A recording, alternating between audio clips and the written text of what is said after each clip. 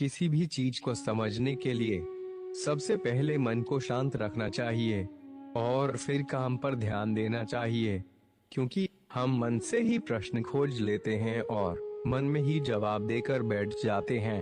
भगवान कृष्ण ने मन को शांत रखने के लिए दो चीजें बताए हैं। भगवद गीता में भगवान श्री कृष्ण कहते हैं, मन का बेचैन होना उसका स्वभाव है। हमारे मन को लगता है कि अगर वह अलग अलग बातों के बारे में सोचता रहेगा तो हमें आने वाली हर मुश्किल और मुसीबत से बचा लेगा, पर ऐसा नहीं है।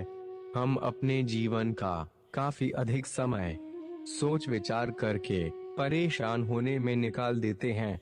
भगवान श्री कृष्ण कहते हैं कि मन का यह स्वभाव बदलना मुश्किल जरूर है, असंभव नहीं। अच्छा, अब आप एक बात बताइए, क्या आप कौवा को कह सकते हैं कि वो काव काव की आवाज ना करे, या फिर क्या आप किसी मेंढक को कह सकते हैं कि वह पानी देखते ही ऊंची छलांग ना मारे?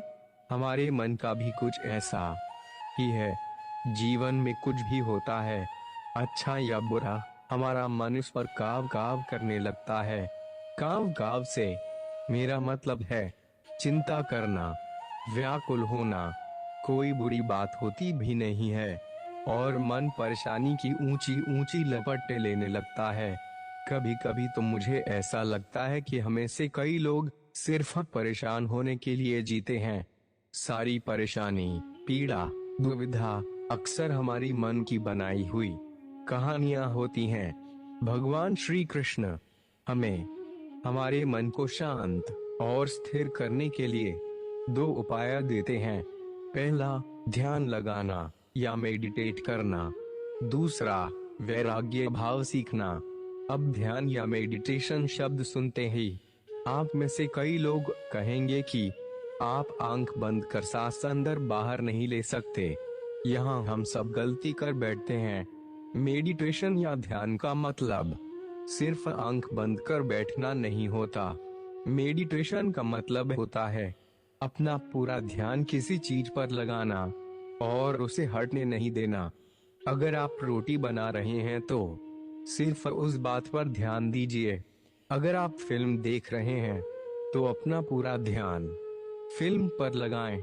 यह मत सोचे कि फिल्म देखकर आप अपना कितना वक्त बर्बाद कर रहे हैं। जब आप जीवन के हर छोटे बड़े काम को पूरे ध्यान से करते हैं तो आपका जीवन ही एक मेडिटेशन बन जाता है। ऐसे जीवन में शांति, स्थिरता, साहस और सफलता का होना अनिवार्य है। वैराग्य भाव दूसरा उपाय है। वैराग्य का अर्थ यह नहीं है कि आप सब कुछ छोड़कर जंगल में जाकर बैठ जाएं। वैराग्य का सच्चा अर्थ है कि आप जो काम कर रहे हैं उसका क्या नतीजा होगा या क्या रिजल्ट निकलेगा, उसकी चिंता ना करें। जैसे अगर आपने कोई इंटरव्यू दिया, आप यह कर सकते हैं कि पूरे मन से तैयारी करें और अपना बेस्ट देकर आ जाएं। नौकरी मिलना या ना मिलना आपके हाथ में नहीं है। इस नतीजे के पीछे अलग अलग चीजें हैं जो आपके बिल्कुल कंट्रोल में नहीं है। तो जिस चीज के बारे में आप कुछ नहीं कर सकते उसके बारे में चिंता भी ना करें। यही वैराग्य का सच्चा मतलब होता है और यही है भगवान श्री कृष्ण का दूसरा उपाय, मन को चिंता की लपटों से बचाने का।